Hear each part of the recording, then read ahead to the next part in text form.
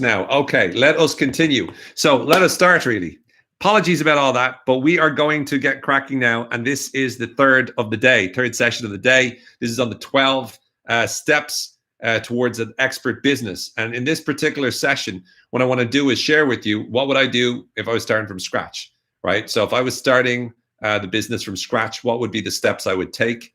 What would be the very things that I would do to make sure that I build up the business from that point of view. And so I'm going to go through them now. And hopefully you'll find some of these really useful and handy.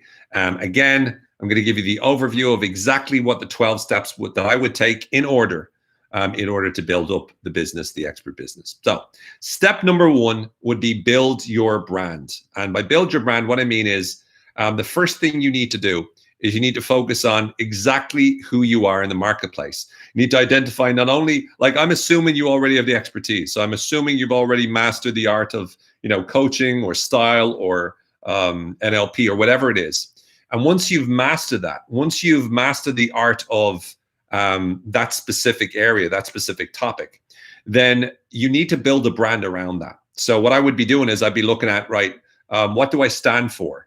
Right? What kind of personality do I have? What makes me unique? What makes me different? And I would be looking at color schemes. I'd be looking at fonts. I'd be looking at word choices, right? Adjectives to use to describe myself. What metaphor would you use to describe yourself? I'd be using all of those and try to figure out very clearly, what is my brand? Who am I? What do I do? Who do I deliver it to? Who do I help? And I would be answering all of that questions first. I would do that before I do anything else. Once I did that, then I would go into the second step, which is positioning. And this would be where I'd be looking at, if this is who I am, then how do I fit into the marketplace? So I know who I am, I know what I stand for, I know what I deliver, I know who I offer it to. But now I want to figure out more logistical things like, who am I competing with? And what do they offer? And what kind of products or services do they offer? And what kind of products or services do I want to offer? And how do I compete with them? What's the competitive strategy there? What are they doing on social media? What are they doing on their website that works? What are they doing on their website or social media that isn't working that I know I could do better? So you're learning from your competitors and you're identifying how you're positioning yourself in the marketplace. They'd be the first two things I'd start with. Brand yourself clearly, position yourself clearly. Because once you've branded it, once you know who you are, who your target audience is and what you do for them, and once you understand how you fit in and what you offer compared to everybody else, then the third step then is for you to go on and start to go, right, this is who I am. This is how I fit in. And then you want to be able to set up your business. So I recommend you actively do it before setting up. Why? Because when you set up your business, you have to pick your business name, and your business name should be a byproduct of your branding. Right? You want to be able to figure out what service you offer, because that might determine whether or not you get, what kind of insurance you get, right? Because you might need insurance. You more than likely will need some form of insurance, public liability or professional indemnity insurance, right? So you need to figure out the answer to the question, who am I? What am I going to be doing? How am I going to fit in there? What kind of products or services I'm going to offer? Then you set up your business. You give it a name. You can name it yourself or you can name it something else, right? But you give it a name. You register if you're in the States, it's an LLC. If it's in Ireland, it might be a limited company, or you register your name as a sole trader, but you register yourself and you build the actual business. You get a bank account for the business. So if people pay you, they're not just paying into your personal bank account. You want to set it up so that they pay into your business. And if so, the aim will be very soon, you want to get to a place where you can pay yourself a salary from the business, right? So that you're not necessarily treating the account in the same way as everything else. So you want to get the business side of things right. I made lots of mistakes when I first started off. So I'm sharing with you the best practices based upon the mistakes I made, but also based upon what I've learned from other people. So you want to make sure that your business is seen as a separate entity to you. Now, even if you're sole trader, which in Ireland, or sole proprietor in the States, where for tax purposes, whatever you earn, whatever your profit is, that's what you're taxed on. I still recommend you get it into your head that the business itself is separate to you, and try to get into your head to be paying yourself a salary and paying yourself and paying into an account for tax to save that money from the outset. So I would set all of that up real early on. I'd be figuring out, right, I don't know how much I'm going to earn, right? But what I would do is I would say every penny that goes in, there's three things you have to worry about. Number one, expenses. Number two is salary. And number three is tax. And I would be very clear over making sure that as I move on consistently, that I account for all three. So let's say I make, $5,000 in the first month. If I make $5,000 in the first month, I got to get into a habit of going, okay, so how much of that do I need to pay the expenses? And for that, in the business section, this part, you might go, right, what are all the things that I need to buy? Once you've done branding and positioning, that will help you understand exactly what kinds of software you need, what kind of equipment you need. And that will allow you to know what kind of money you need to be spending on your business. So that's the first thing you check. And then you go, based upon that, what are you going to pay yourself a salary to start with? And I would always try to make sure that you incorporate tax and make sure that you pay yourself a salary, but also save up some tax as well, because you don't want to be hit at the end of the year. They'd be my basic recommendations from a business point of view. You might need to, register copyrights if you've got intellectual property that you want to put out there. There's all sorts of questions you want to have with setting up the business. But the first part is know your brand. Can't emphasize it enough. Build your brand first and foremost. Number two, position yourself in the marketplace. Know what your competitors are doing. Know what your competitors are selling. Know what they're going for. Know what they're looking for. And then once you've got the branding right, so you know exactly who you are and what you offer and what you do, and then you've got the positioning right, you know who you're competing with, what you're offering, what they're offering, how you're promoting yourself, how they're promoting themselves, and you're very clear over exactly how you're positioning. Then you build a business. You give it a name. You register it. You set up your bank account. You get your checkbook. You get your credit card. You do all the things you need to do from a business point of view. So you've established a business, and take it seriously like a fucking business. You're not Owen Fitzpatrick, the NLPer, or Owen Fitzpatrick, the psychologist, or Owen Fitzpatrick, the influence expert. You're Owen Fitzpatrick Limited, or LLC. I've got a limited company called Owen Fitzpatrick International Limited, and I also have an LLC here in the States called Owen Fitzpatrick LLC. And I also have it so that I do a thing called Doing Business As, which is a DBA in the States. And you can also register a business name in Ireland, where it's Changing Minds. So I can be known as Changing Minds as well as Owen Fitzpatrick LLC. So I build the business side of things first. And I set all that up so that I know, and I get into the habit, the financial stuff's important, that I know whenever I take in money, I know some of it'll be spent on expenses. Some of them will go into my salary. But I never take salary without accounting for tax. So personally, I've got a private account that I use to pay tax in the States, where I just put in money for tax purposes. So whenever I pay myself some money, I always pay the tax thing first. I estimate the tax. You just estimate the amount that you think it will be. Generally speaking, in Ireland, for instance, up to 30 grand or so, it's like probably, if you add up all the taxes, it's probably close to 30%. And then once you get over 30 grand, it gets up to like 48% or 50% even. Some other countries it's more, and then certain other places it's less, but you estimate it based upon what you think. But that would be what I would do. I'd set up the business. It would be the third thing. The fourth thing I would do is to build a website. Now, people always ask me, why would you build a website, right? So far we have build your brand, position yourself in the marketplace, set up your business. The fourth thing would be building a website. People say, why would you build a website? Well, to me, the website is really a really important exercise. Forget about the fact that it puts you out there in front of the world. It's also a great exercise to solidify your brand and to really put you, to make sure that you're consistently clear over exactly who you are and exactly what you offer to the world. So I would make sure that you take some time to build a decent website, not just to act as a calling card to show that what you offer, what you can do for people.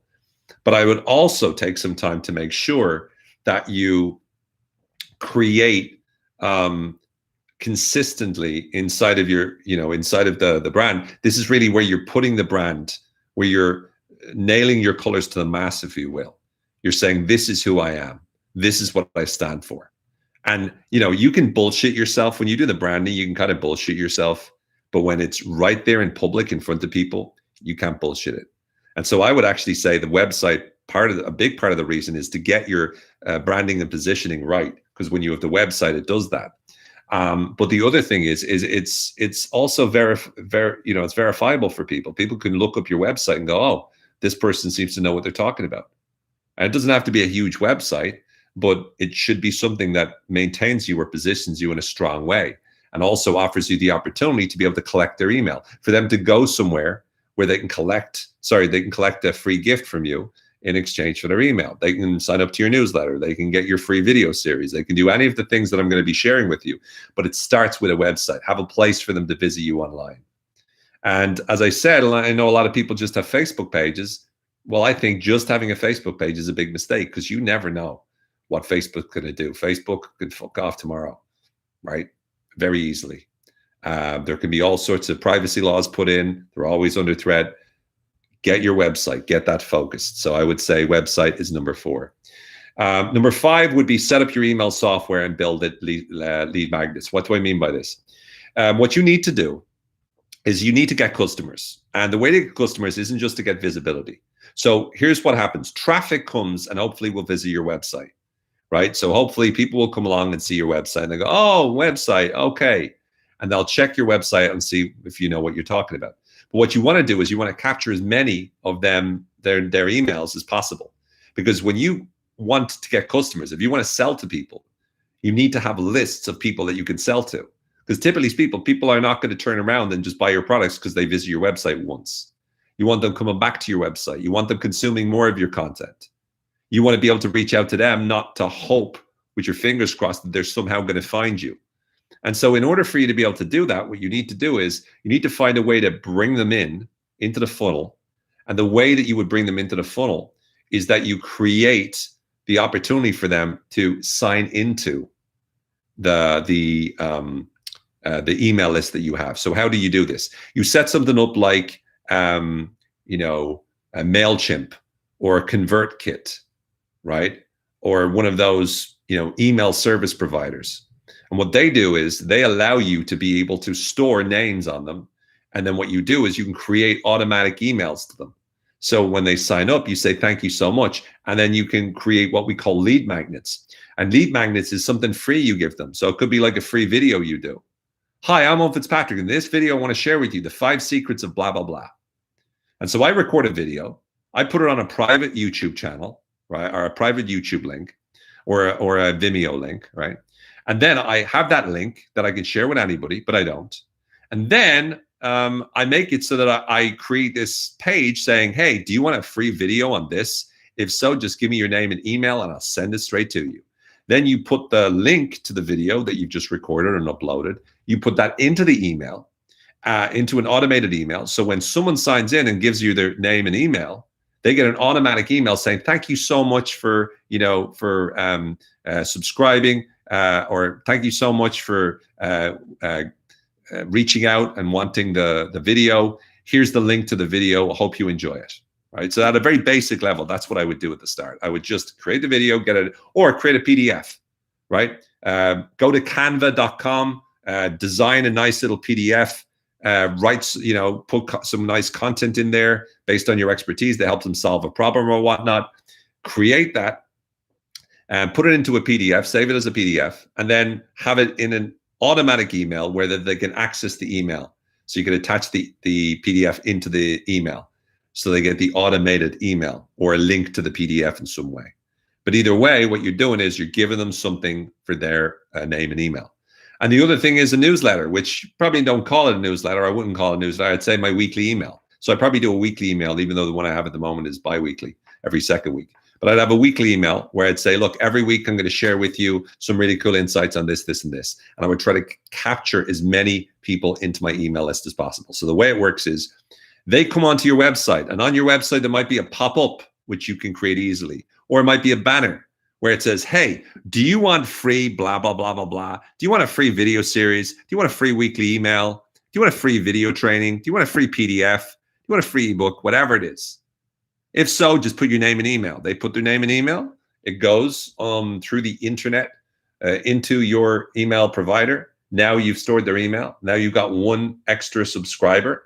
And now they get you've set it up so they get an automated link which says, hey, here you go, enjoy it. Hope you love this video series or this PDF. And then you can then continuously stay in touch with them, right? So you send them a weekly email or whatnot. Now, if you live in Europe, there's the GDPR, which means that if you want to email them on a weekly basis, right, you need to get specific permission for that. So you can't just go, look, I'll send you my PDF and then naturally add them to the email, the weekly email, right? So you have to be careful in Europe to make sure that they know what they're signing up for. And then there's another thing called double opt-in, which means that, you know, you don't immediately send them the stuff. You say, look, just to confirm, check your email, and they just double click a link in the email. But again, ConvertKit or MailChimp all does that themselves. So I would definitely set that up next, because there's no point in you getting all this great traction online if there's nowhere for people to go. It doesn't matter if you get like an interview on television, right? Because if you send them to your website, all they'll do is look at your website and leave. What you want is you want them to go to your website, see the lead magnet, get the lead magnet, give them your email. Now, all of a sudden, they're real prospects, people that you can contact again. So that is step 5. So far, number 1, build your brand. Number 2, position yourself in the marketplace. Number 3, set up your business name, the bank accounts, like I said. Number 4, build your business or build your website, right? That's a way of hosting your brand online, right? And it's a very way of making sure that you're consistent with that. Then number 5, set up email and list building in terms of lead magnets and stuff like that. So free stuff you'll give them in exchange for their emails. So when you get the traffic, then there's somewhere for them to go. It's really important you do these 5 steps first, because if you make the mistake of going out there and setting up all these social media channels, you got lots of people, but maybe they'll follow you on Facebook. But let's say Facebook, you have a problem with Facebook. Let's say Facebook bans you for some reason, you know. Sometimes people get shadow banned and stuff like that, or some people get completely kicked off the platform. So if that happens, you're screwed. So the best thing to do is to make sure that you are in control over the people who put their attention on you.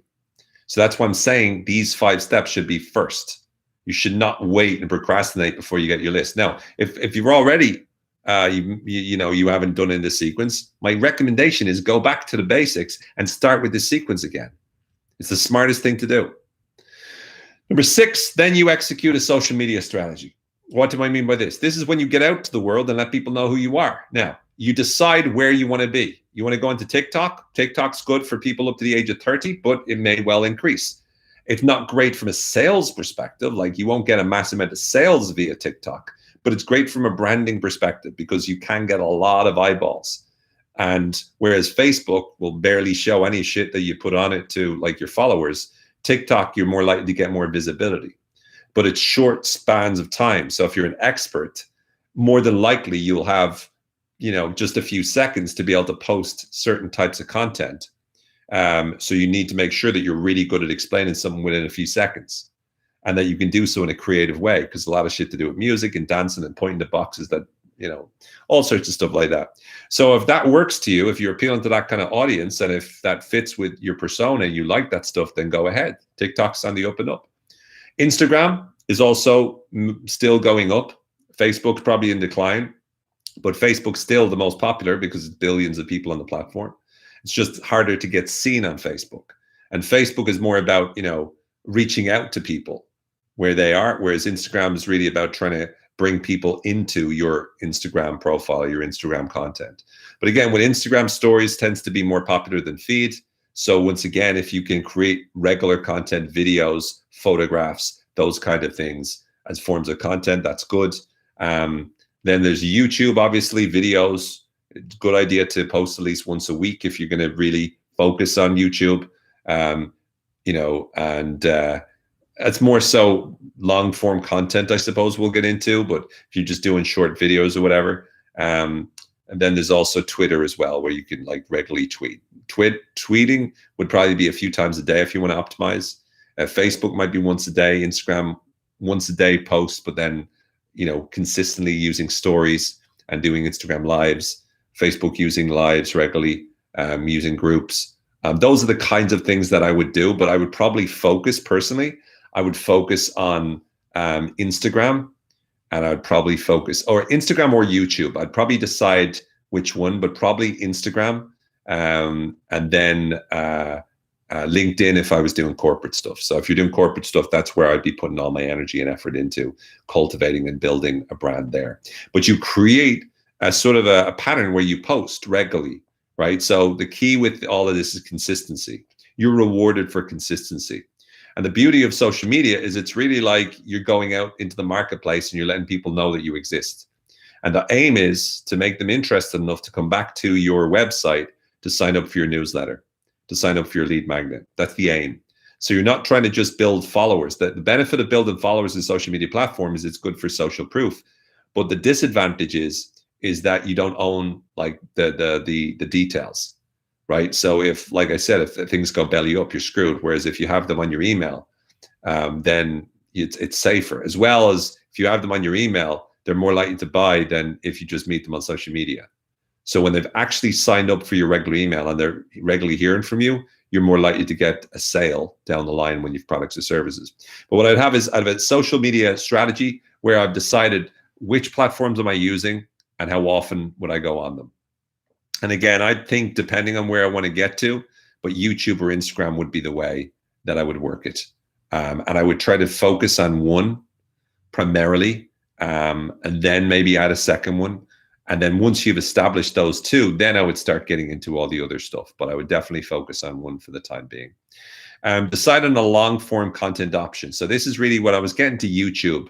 I'm really getting to, instead of thinking of YouTube as a social media, which it can be, right? It can be for like really short videos. But instead, you could use that as a long form. So really, you could focus on Instagram and social media, and then YouTube could be your long form content. What do I mean by long form? What I mean by long form is content that might last more than 10 minutes, for them to watch or to listen to or to read. So the three primary forms of long form would be a blog post, like a proper article that you wrote. So you create your own blog, or a podcast episode where you create a podcast and you put it out there. And people can listen to it on iTunes or Spotify or Google Play or whatnot. And then also a video channel, right? So you produce regular videos once a week, again, around about 10 minutes or so or more. And what that is it's you demonstrating your expertise in a way that people can consume it properly, almost like a proper TV show. Social media is more like ads or short little bites or clips from you. Whereas long form content gives them a chance to go, oh, Owen's talking about this for a while. He knows what he's talking about, right? She's talking about this topic. She must know what she's talking about. So what you're doing is you're deciding on a long form content option, deciding, are you going to go into video? Are you going to go into podcast? Are you going to go into blogs? And once you make that decision, the next step then is to build a long form content schedule, making sure, again, content consistency is the key. So how often are you going to post on YouTube? How often are you going to post on, podcast? Again, I'd focus on one of them.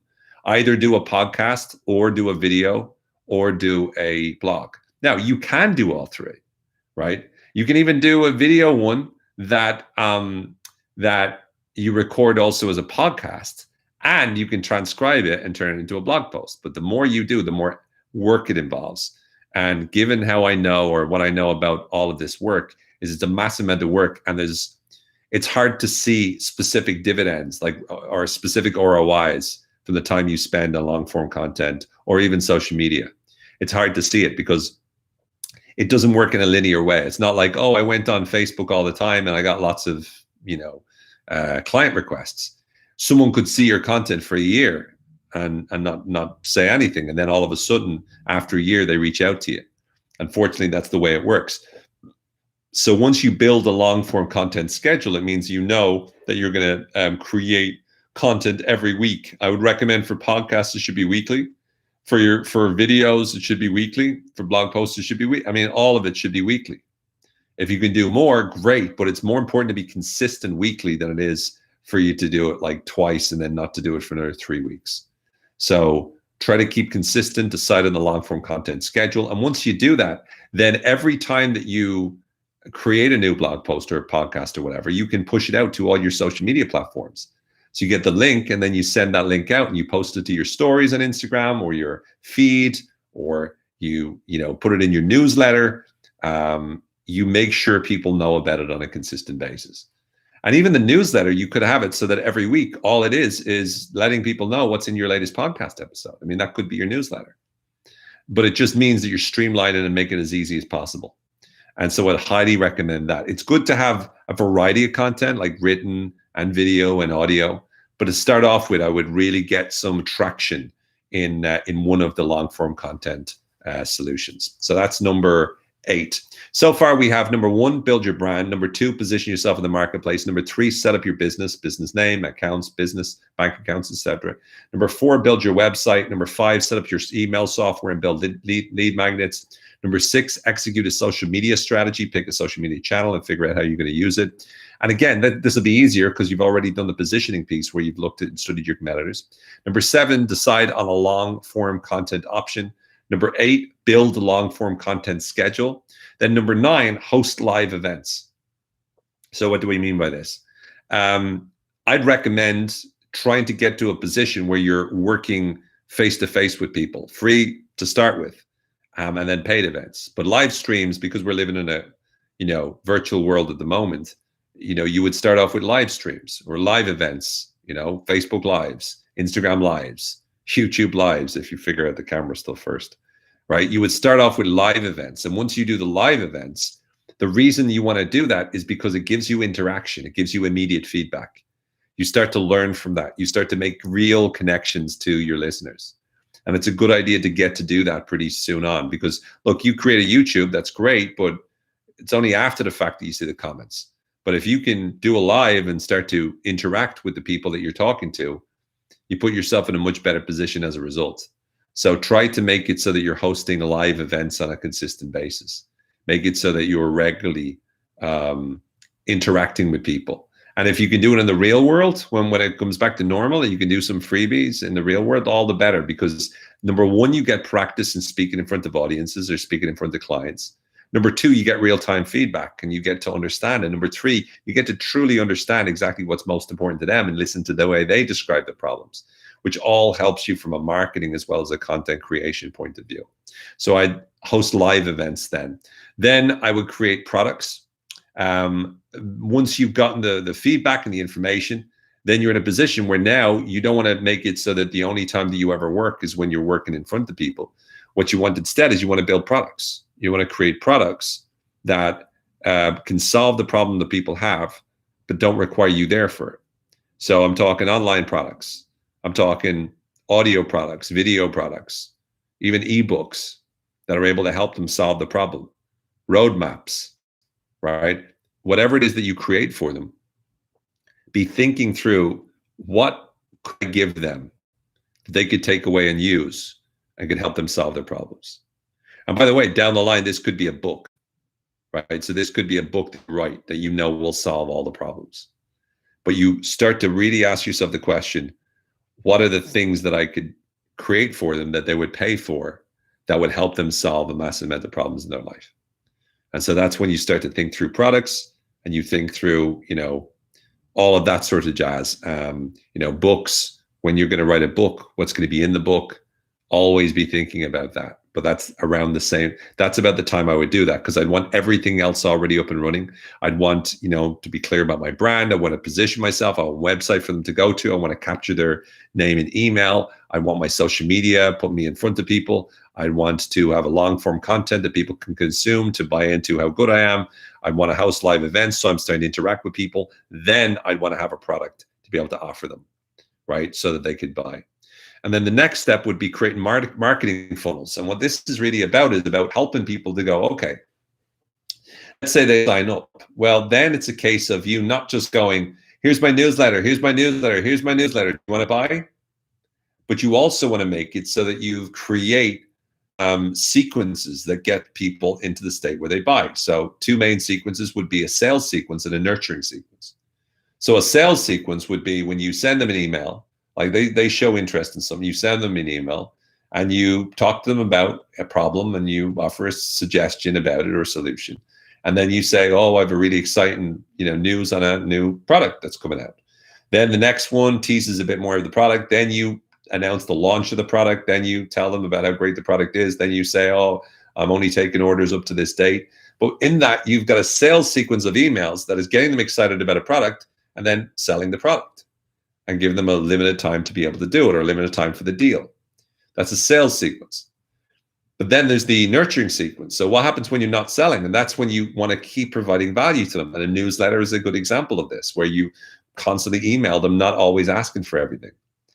But the key is you need to set up the marketing funnels so that based upon when they sign up to your newsletter or what they sign up for or what lead magnet they sign up for, they go into a funnel. And this funnel brings them through a set of steps where they go from sales funnel to nurturing funnel to sales funnel to nurturing funnel. In other words, the funnels are really sequence of emails they get. And sometimes your goal is give them lots of value, nurture sequence. Sometimes your goal is sell stuff to them, sales sequence. And even the sales stuff, you're still giving them value, but you're letting them know of your product or service that you have to offer. And so what you want is you want to set those up so that as you build new products, you've got like sales sequences and nurture sequences for each of them. So you can keep going around. And when you get really fucking ninja about this sort of stuff, that's when, they say no to this product so that you then cross-sell them on something else. Or they say yes to the product and then you upsell them, which means once they bought something, you offer them something else as well. Or another one is downsell. So they say no to you. And then you say, well, if that was too expensive, how about this? So there's all sorts of sophisticated things. But the problem is people jump way too quickly at this. They start off the business and they're straight into ClickFunnels. And they go, oh, I need to do this. Don't be a victim of the shiny object syndrome. Stay consistent, be clear over exactly what the steps are, and work it that way. And then number 12 is scale to success. Once you've got funnels working for you and you're selling products while you sleep, and you've got everything streamlined, so you're growing it, and your job is really about creating consistent, captivating content, both long form and also social media, and you've got yourself ahead of the game there, and you've a set practice of capturing leads and all that. Once that's all good, then you start to scale. You build more products, right? You occupy more social media channels. You hire people to be able to put out the content that you have. And so you start to scale the business. Right? You scale in terms of size, you scale in terms of volume, the amount of stuff that you do, the amount of people that you reach. That's when you start putting money into ads. There's no putting money into ads. Like, I know people who they'll put money into ads. They haven't even built their brand yet. If you don't know who you are, why are you putting out an ad to people when you haven't been able to define who you are in that moment? It's the dumbest thing you can possibly do. So if you're gonna start investing money into ads, which can be quite profitable, whether it's on Facebook or Instagram or LinkedIn or YouTube or Google, before you do it, make sure you've got all the other ducks in a row. Number one, to summarize, brand yourself clearly. Know who you are, know what you stand for, know what you don't, know what problem you solve, know what makes you stand out, what makes you unique. 2, position yourself in the marketplace. Know who your competitors are. Know what you do better than them. Know what they do better than you. Know what their price points are. Know what products they offer. Know what service they offer. Know how their website looks. Know what their social media channel is like. And then how is yours? Know all those questions about you. Number 3, set up your business. Get your business name right. Do you take care of any of the legal shit you need to? Get your accounts in order. Set up a business account, checking account, and credit card account, right? Get all that done. Get your insurance if you did. Make sure you have a proper business and get into the habit of paying yourself a salary and paying tax as well. And make sure that you're clear of it. Even if you don't know exactly how much, plan for it, prepare for it. Get the equipment that you need. Know what expenses, track it. Number 4, build your website. Position yourself online. Make sure your branding and positioning is on point so you can see it clearly. Have somewhere for people to go to check you out. Have nice photos, all that sort of stuff. Number 5, set up email software, ConvertKit, MailChimp, those kind of things, where you're able to capture emails and in return be able to email them automatically with lead magnets. So create a PDF for people, create videos for people, give them the links once they email you. Once they give you their email, then email them and give them the links to it. And then email them regularly. And if they're in Europe, get permission. Try to invite them to connect with you. Then email them regularly as well. Then execute a social media strategy. Pick a social media channel, maybe 2, but definitely 1, and focus on it. Build your business. That's just someone at the door. Build your business, do what you need to do, and create that as well. Next, decide on a long form content option. So decide what are you going to do in order for you to be able to create a good amount of content, right? So it could be YouTube, it could be podcast, could blog, but create a long form content option for yourself. Decide what that is and then build a schedule, right? Know when consistently, once a week, weekly, that you're going to do it, and make sure that you get it out there. Host live events. Try to do Facebook Lives and Instagram Lives, and then try to do it in real life as well. Get out in front of people, listen to people, talk to people, let people hear you, listen to what it is that they have to say, the way they describe their problems, interact with people to build relationships with them, show that you're a real human being. Create products, make it so that you're building products, really good products that offer your services or the value you have. It's something they can take away with them or apply in the future. Create marketing funnels, set it all automated so that when they do sign up for a lead magnet or they email you or anything like that, they go into a funnel whereby they both are sold to sometimes and also they're nurtured. So they're given lots of value on a consistent basis, and occasionally you sell them things and then you keep going back to nurturing again. And those are the ways to do it. And then lastly, scale to success. Figure out what is it that you need to do to step up, right? So do you need to hire someone that you haven't currently hired? Do you need to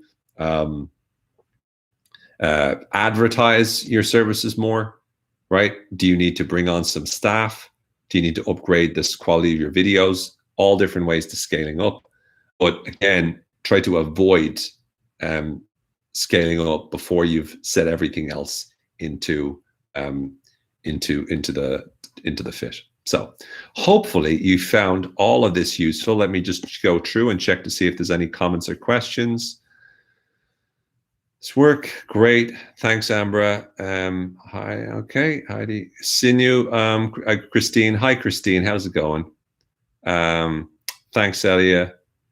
Thanks, Ambra. Thanks, Corolla. Some very familiar names, so that's always good.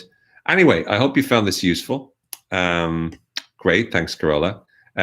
Again, just to let you know the steps one more time. Number 1, build your brand. Number 2, position yourself in the marketplace. Number 3, build your business. Number 4, build your website. Number 5, set up the email software provider, as well as the lead magnets. Set up 6, execute a social media strategy. 7, decide a long form content option. 8, build long form content schedule. 9, host live events. 10, create products. 11, create marketing funnels. And 12, scale to success. If I was starting tomorrow, that would be the sequence that I would do everything on. Super. So I hope you found this useful. I hope that it was helpful for you. Those of you who are already members of my business mentorship, can't wait to see you guys again. We're going to be doing another session at the start of February, all about podcasting. I'm going to break down exactly what I do there. And then in March, we've got another cool one to do with videos. And then in April, one on writing a book, an expert book. If you're interested, we'll have a link in the comments section for joining the mentorship, but I highly would recommend it. And you also get the Change Your Minds monthly membership for free as well for signing up. Anyway, hope you found the 12 steps to building an expert business useful. Apologies, you're very welcome, Christina. Apologies, you're very welcome, Angela. You're very welcome, all of you. And apologies at the start of the technical difficulty. It is what it is, you know, no point in beating yourself up. Shit happens, but I'm glad you joined. I'm glad you finally made it. And thank you again for everything. And I look forward to seeing you very, very soon. If you're watching this after the fact, hope you found it useful. I'm going to put a comment in there to make sure that you skip ahead to, 6 minutes in, so you don't see me waiting for too long. Take care, my friends, be well. And yeah, those of you, you've got one more day to join. For those of you already in, again, we've got an exciting few months coming up. So looking forward to seeing you very, very soon. Bye-bye for now.